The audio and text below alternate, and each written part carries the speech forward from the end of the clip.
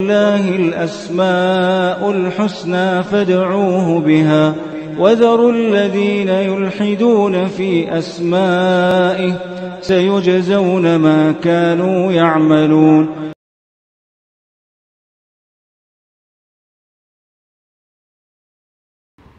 بسم الله الرحمن الرحيم. الحمد لله رب العالمين وبه نستعين وصلى الله وسلم على سيد الأنبياء والمرسلين وعلى آله وأصحابه أجمعين ومن تبعهم بإحسان إلى يوم الدين. اما بعد،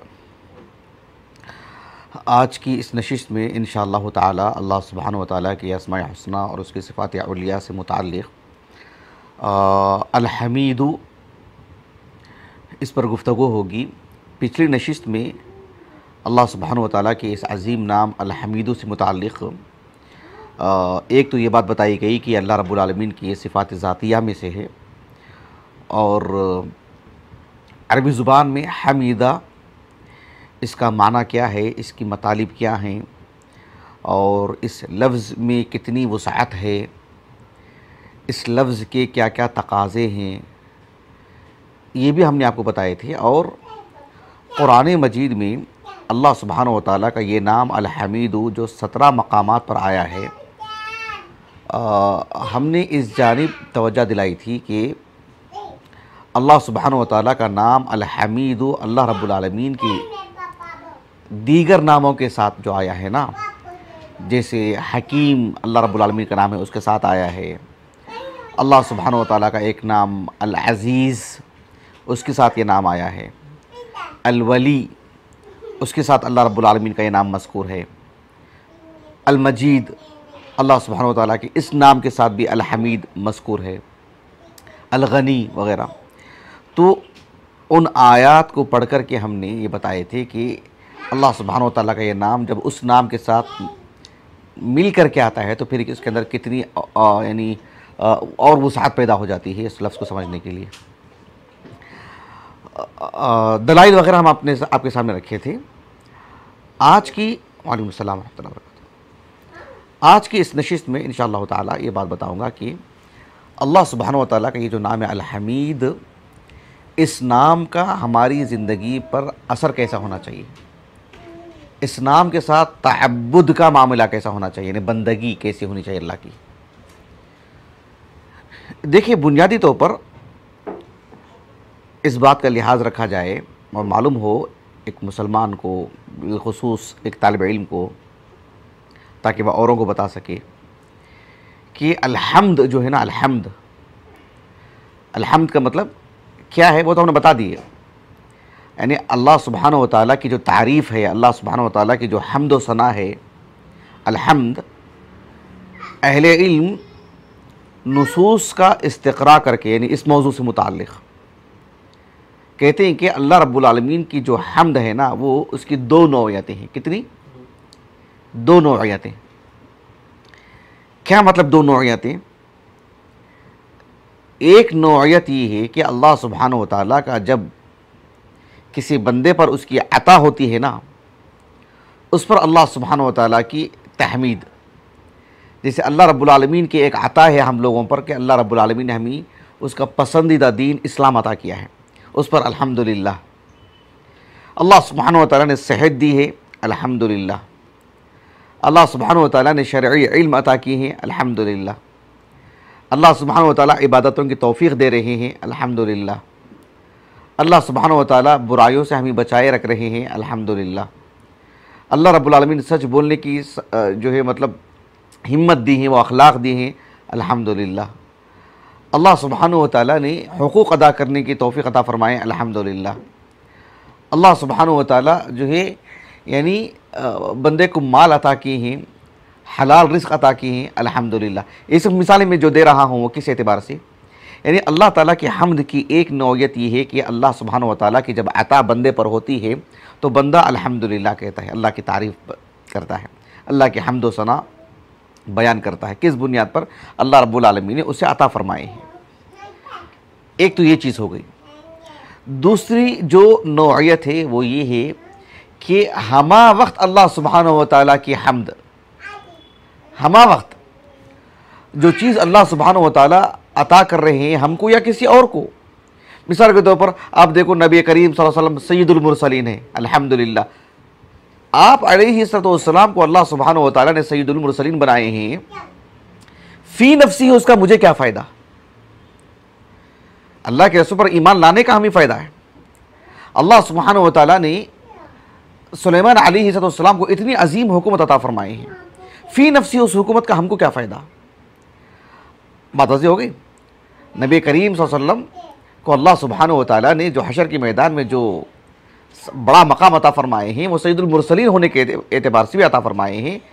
تو اللہ سبحانہ و تعالیٰ کسی کو کوئی نعمت عطا فرماتے ہیں، جیسے مثال اچھا منظر دیکھ لیا ہم نے، ہریالی دیکھ لی ہم نے، کیا دیکھ لی؟ ہریالی دیکھ لی. تو اس ذاتی طور پر اس ہریالی کا مجھے کیا فائدہ ہے؟ لیکن اس چیز کو دیکھ کر کے بھی اللہ سبحانہ و تعالیٰ کے حمد و ثنا. سلیمان علیہ السلام کی میں نے مثال دی. یوسف علیہ السلام کو اللہ رب العالمین نے خواب کی تعبیر کا علم عطا کیا، آپ کو جمال عطا فرمایا. براہ راست اس کا ہمیں کیا فائدہ جب تک ہم ایمان نہیں لاتے اس پر؟ جیسے ہم نے سید المرسلین کی مثال دیا. اللہ کے رسول خاتم النبیین ہیں، ایک خاص فضیلت ہے اللہ کے رسول کی. ایک شخص اس پر ایمان نہیں لاتا ہے، اللہ کے رسول پر ایمان نہیں لاتا ہے اور ختم نبوت پر ایمان نہیں لاتا ہے اس چیز پر، تو کیا فائدہ اس نعمت کا اس کو؟ لیکن ایک مسلمان اللہ کے رسول پر ایمان لاتا ہے اور اللہ کے رسول کو خاتم النبیین اللہ بنائے ہیں، اس پر بھی وہ کہتا ہے کہ الحمدللہ. گویا کہ ہمہ وقت اس کا فائدہ ذاتی طور پر مجھے ہو رہا ہو یا محض اللہ کی کوئی نعمت ہے، اللہ کا کوئی فضل ہے. یعنی اللہ سبحانہ و تعالیٰ کی جو ذات ہے نا، اللہ کے جو نام ہے نا، اللہ کی جو صفات ہے نا، اللہ کی جو اسماء حسنہ ہے نا، اس بنیاد پر اللہ کے حمد و ثنا. یعنی میرے پیدا ہونے سے پہلے بھی اس پوری کائنات کو اللہ سبحانہ و تعالیٰ روزی روٹی دے رہے ہیں. میرے پیدا ہونے سے پہلے بھی اللہ سبحانہ و تعالیٰ ہر ایک کی دعا سن رہے ہیں. ہمارے پیدا ہونے سے پہلے بھی اللہ سبحانہ و تعالیٰ نے رات اور دن کا نظام ایسے رکھے ہیں. تو اللہ رب العالمین کے اسماء حسنہ، اس کے صفات علیہ، اس کے افعال، اس کی جو افعال حمیدہ ہیں، اس بنیاد پر اللہ کی تعریف الحمدللہ. یہ نہیں کہ اللہ نے مجھے کھانا عطا کیے ہیں تبھی الحمدللہ، اللہ سبحانہ و تعالیٰ نے مجھے یہ چیز عطا فرمائے ہیں تبھی الحمدللہ. ایک وہ نوعیت ہے کہ ایک اللہ تعالیٰ کی جب عطا ہوتی ہے، اللہ کی طرف سے مجھے بذات خود ایک انعام ملتا ہے تو ہم الحمدللہ کہتے ہیں. ایک یہ ہے کہ اللہ تعالیٰ کی جو ہے جو ذات ہے، جو صفات ہیں، اللہ سبحانہ و تعالیٰ کی جو اسماء حسنہ ہیں، فی نفسی اللہ کی تعریف. یہ دو نوعیتیں. اللہ رب العالمین کی اس کی جو اسماء حسنہ ہیں، اس کی جو صفات علیہ ہیں، اس کے جو افعال ہیں، اللہ رب العالمین کتنی مخلوقات پیدا فرمائے ہیں، کتنے ملائکہ ہیں اللہ رب العالمین، کتنی طاقت ہے اللہ سبحانہ و تعالیٰ کی، کتنے عفو ہیں اللہ رب العالمین، معاف کرنے والے ہیں. اللہ سبحانہ و تعالیٰ کی ذات کتنی عظیم ہے. یعنی اس بنیاد پر بھی الحمدللہ. ایک اللہ تعالیٰ مجھے جو نواز رہے ہیں اس پر الحمدللہ. یہ ایک حمد کی نوعیت ہے. ایک فی نفسی اللہ رب العالمین کی جو ذات ہے، اس کی صفات ہے، اس کی جو اسماء حسنہ ہیں، اس بنیاد پر الحمدللہ. ہمہ وقت الحمدللہ. میں سمجھتا ہوں بات واضح ہو گئی.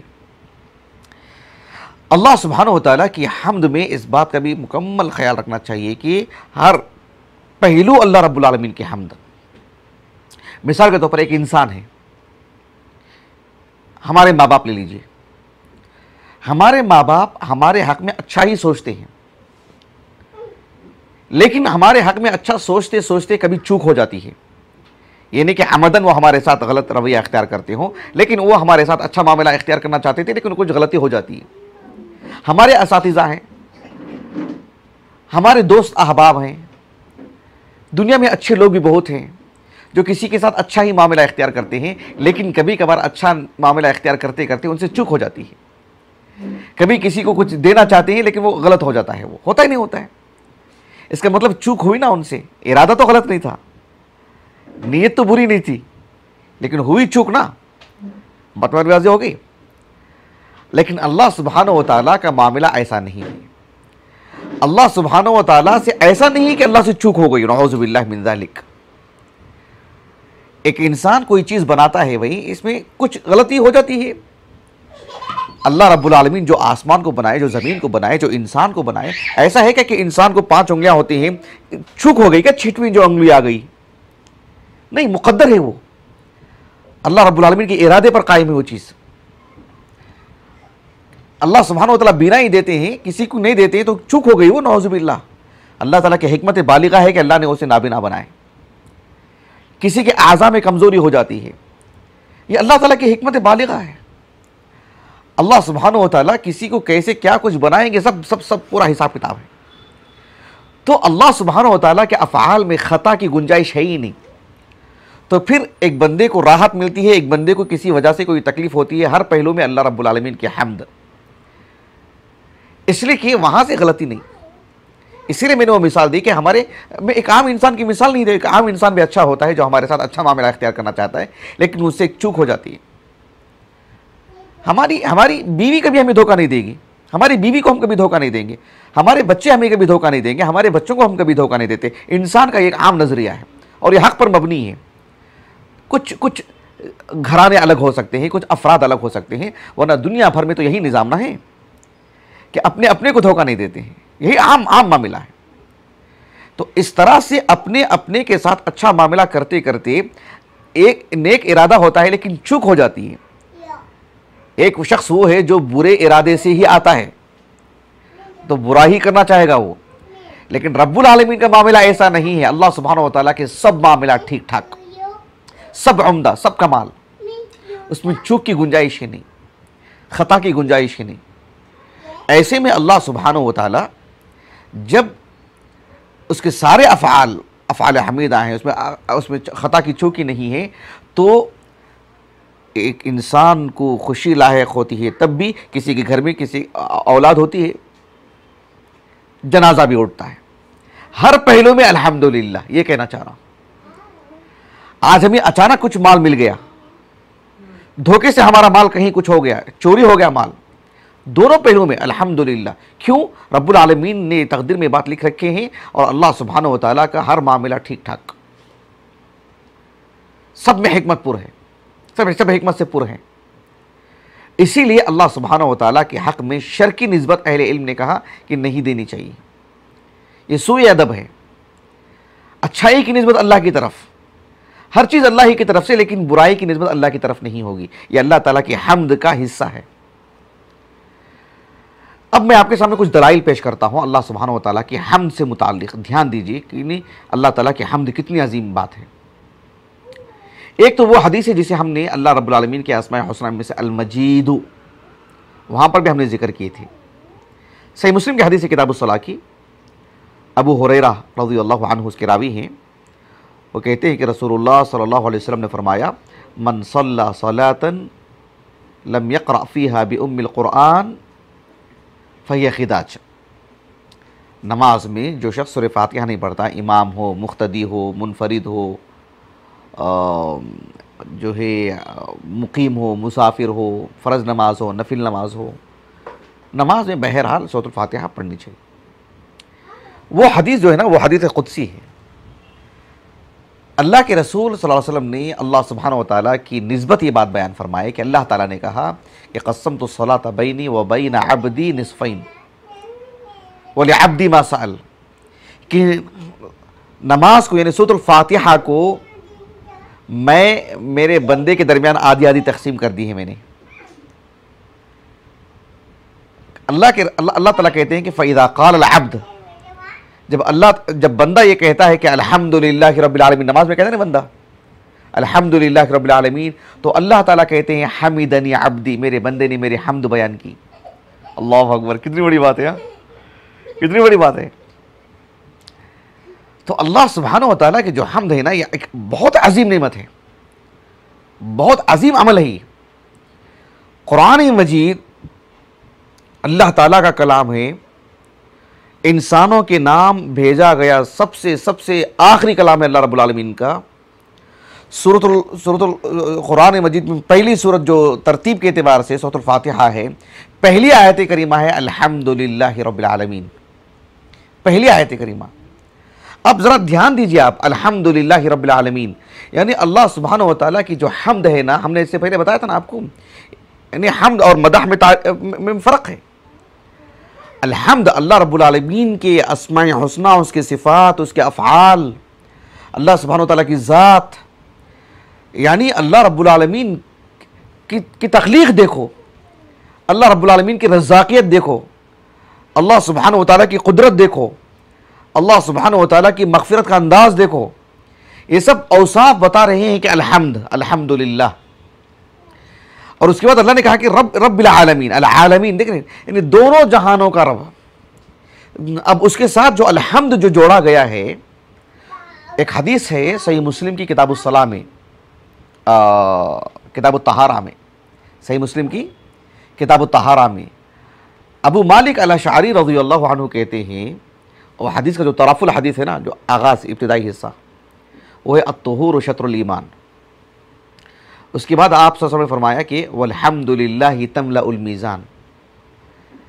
میزان جو ہے نا، اب اس کی کیفیت ہم کو نہیں معلوم ہے، لیکن انسان جو میزان رکھتا ہے نا، میزان ترازو، ایک جگہ پر ایک آلہ رکھتا ہے 1 کلو کا 2 کلو کا، اور اس کے حساب سے اشیاء وزن کیے جاتے ہیں. قیامت کے دن حشر کے میدان میں ہر بندے کے نام پر 3 طرح کے میزان ہوں گے. کیا ہوگی؟ ہر بندے کے نام پر 3 میزان. اب میں کبھی بتاؤں گا، یہ آج ہمارا موضوع نہیں. ایک میزان میں انسان کی جو اعمال لکھی گئی نہیں، نیکیاں برائیاں، جو دفتر، وہ رکھے جائیں گے ایک میزان میں. ایک میزان میں اللہ کی توفیق سے جو ایک انسان نے جو نیکیاں انجام دی نا، جیسے نماز پڑھی اس نے، روزہ رکھا اس نے، تلاوت کی اس نے، ان نیکیوں کو رکھا جائے گا، دفتر کو نہیں، ان نیکیوں کو. ایک تیسرا میزان ہوگا جس میں ایک شخص کو کھڑا کیا جائے گا، صاحب ایمان کو بھی، کافر کو بھی، فرد ہوئی کو کھڑا کیا جائے گا، اس کا بھی وزن تولا جائے گا. تو اللہ کے رسول نے کہا صلی اللہ علیہ وسلم والحمدللہ تملأ المیزان، جو الحمدللہ ہے نا، وہ میزان کو بھر دے گا. اللہ اکبر، وہ ایک نیکی بیڑا پار کر دے گی. اللہ اکبر کبیرہ. الحمدللہ. صرف اتنا ہی نہیں، اللہ کے رسول نے کہا صلی اللہ علیہ وسلم وسبحان اللہ والحمدللہ تملأان ما بین السماوات والارض.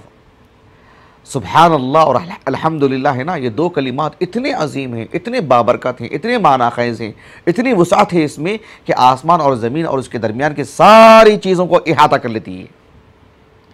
اتنا یقین ہونا، اتنی گہرائی سے کہنا، اتنی معرفت ہونا اللہ کی، یہ اللہ سے مانگنا. اللہ تعالیٰ کی معرفت سے مراد کسی جنگل اور کسی مسجد کے کونے میں بیٹھنے ہی کا نام نہیں ہے. کسی مسجد میں جیسے بعض لوگوں نے سمجھ رکھا ہے کہ جو ہے یعنی خاص طرح کی کوئی وظیفہ ہوگا اور لوگوں سے الگ تھلگ ہو کے بیٹھ جانے کا نام ہوگا، ایسا نہیں. مسجد میں ہونے والی عبادتیں بھی، گھر کے اندر کا معاملہ بھی، بازار کا بھی معاملہ بھی، مسجدیں عبادت کا سب سے بڑا مظہر ہیں. لیکن غلط جو تصورات آئے ہیں میں اس کی نفی کر رہا ہوں. تو یہ جو ہے نا کہ سبحان اللہ والحمدللہ تملأان ما بین السماوات والارض، کتنی بڑی بات ہے. اللہ اکبر. اس لیے کہ کوئی چھوٹی نیکی نہیں ہے. تو ایک بندہ مومن کو چاہیے کہ ہر پہلو الحمدللہ، ہر پہلو الحمدللہ. یقیناً یہ نہیں ہے کہ انسان کو دکھ نہیں ہوتا ہے، پریشانی نہیں ہوتی ہے، انسان کو غم لاحق نہیں ہوتا ہے، لیکن کوئی چیز ہر باب میں الحمدللہ. اللہ سے یہ چیز مانگنا چاہیے. اس لیے کہ ایک حدیث ہے سنن ابن ماجہ کی کتاب الادب میں، اور امام ابن ماجہ رحمہ اللہ نے باب قائم کیا، باب فضل الحامدین، اللہ کے حمد و ثنا کرنے والوں کی فضیلت. حدیث حسن درجے کی، شیخ البانی رحمہ اللہ نے حسن کہا ہے.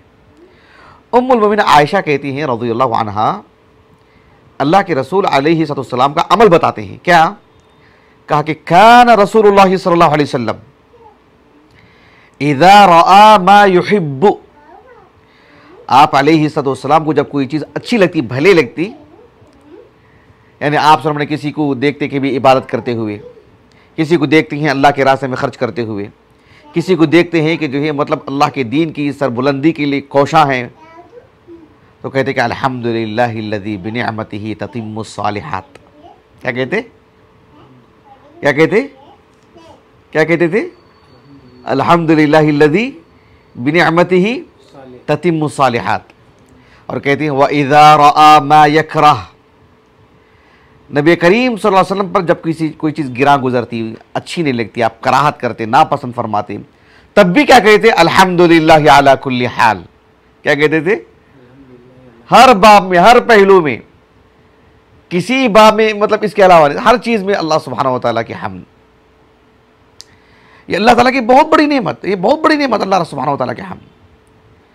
آپ غور کیجئے کہ اللہ سبحانہ و تعالیٰ کی حمد کا معاملہ ایسا ہے کہ ہر باب میں الحمدللہ کہنا چاہیے، ہر باب میں الحمدللہ کہنا چاہیے۔ ایک حدیث آتی ہے صحیح مسلم کی، کتاب الذکر والدعاء والتوبہ والاستغفار، انس بن مالک رضی اللہ عنہ اس کے راوی ہیں۔ وہ کہتے ہیں کہ نبی کریم صلی اللہ علیہ وسلم نے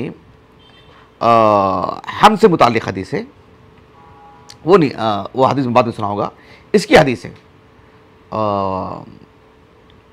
صحیح بخاری کی، اس لیے کہ صحیح بخاری کی حدیث میں یہ بات بتائی گئی ہے کہ جس بندے کو، جو صحیح مسلم کی حدیث ہے میں بعد میں سناتا ہوں اس کو تاکہ ایک ترتیب باقی رہے۔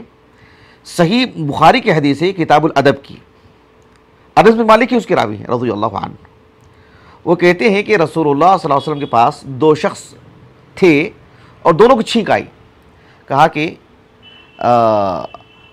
عطس رجلان عند النبی صلی اللہ علیہ وسلم، نبی کریم صلی اللہ علیہ وسلم کے پاس دو لوگوں کو چھینک آئی، فشمت احدہما ولم یشمت الآخر، ایک کے حق میں اللہ کے رسول نے کہا کہ یرحمک اللہ، دوسرے کے حق میں کہا یرحمک اللہ نہیں، دوسرے کے حق میں خاموشی اختیار فرمائی۔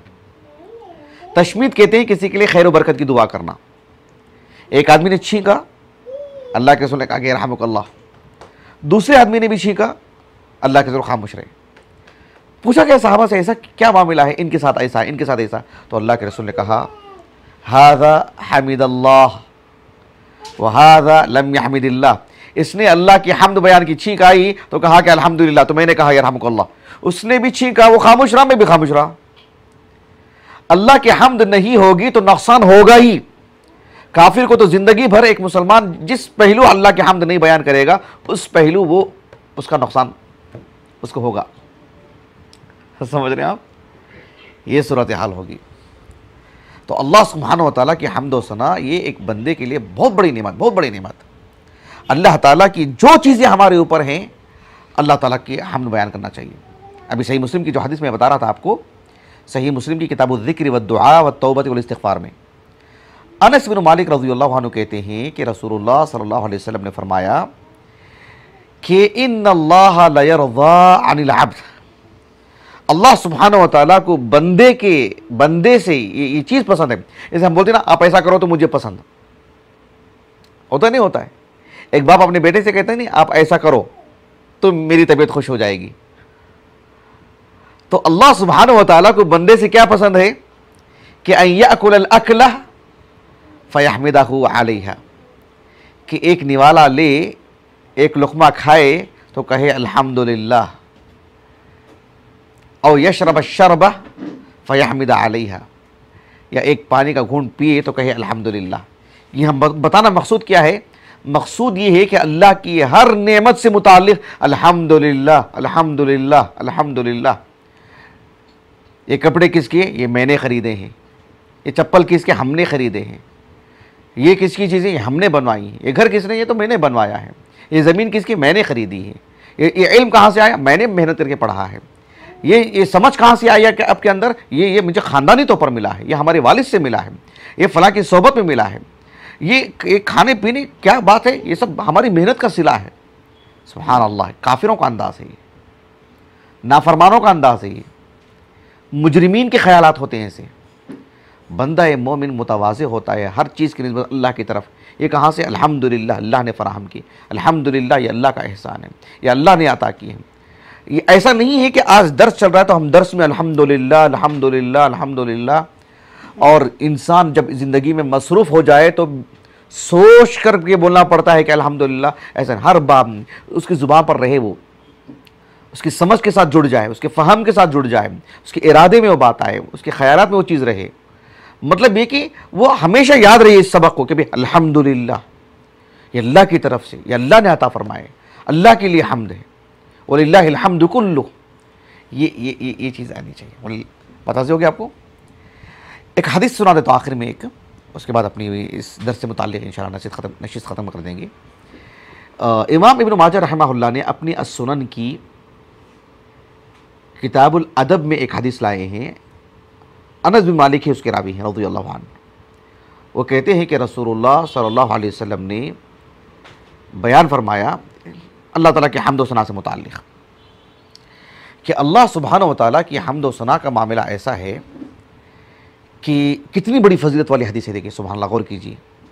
اللہ کے رسول نے کہا صلی اللہ علیہ وسلم اذا انعم اللہ علی عبد نعمتا، جب اللہ تعالیٰ کسی بندے کو کوئی نعمت عطا کرتے ہیں نا، اللہ تعالیٰ جب کسی بندے کو کوئی نعمت عطا کرتے ہیں فحمد اللہ، اور اس نعمت کو پا کر کے وہ کہتا ہے نا جب الحمدللہ، تو آپ علیہ السلام نے اس کے بارے میں فرمایا الا کان الذی اعطى افضل مما اخذ. تو ایسے بندے کو اللہ تعالیٰ کیا معاملہ اختیار کرتے ہیں ایسے بندے کے حق میں؟ اس بندے سے اللہ تعالیٰ جب کوئی چیز لیتے ہیں تو اس سے بہتر ہی چیز عطا کرتے ہیں. یعنی ہم کو یہ نعمت ملی، ہم کہیں گے کہ الحمدللہ لا قدر اللہ، مان لیجیے کہ یہ چیز کھو گئی تو اللہ تعالیٰ اس سے بہتر ہی چیز ہم کو عطا کریں گے. یہ رب کا وعدہ ہے. میں یہاں کا کوئی ذمہ دار نہیں ہوں، کوئی سیاسی لیڈر کہ مجھے ووٹ دیجئے میں آپ کو اس سے بہتر دوں گا. یہ رب کی بات بتا رہا ہوں میں آپ کو، یہ رسول اللہ کی حدیث بتا رہا ہوں. کتنا یقین ہونا چاہیے، اندازہ لگائیے. ہم سے کوئی چیز کھوتی ہے ایسے شخص کے لیے جو کہتا ہے کہ اللہ کی کسی نعمت پر الحمدللہ، کیونکہ وہ چیز تھی نا اس کے پاس، تو اس نے کیا کہا تھا؟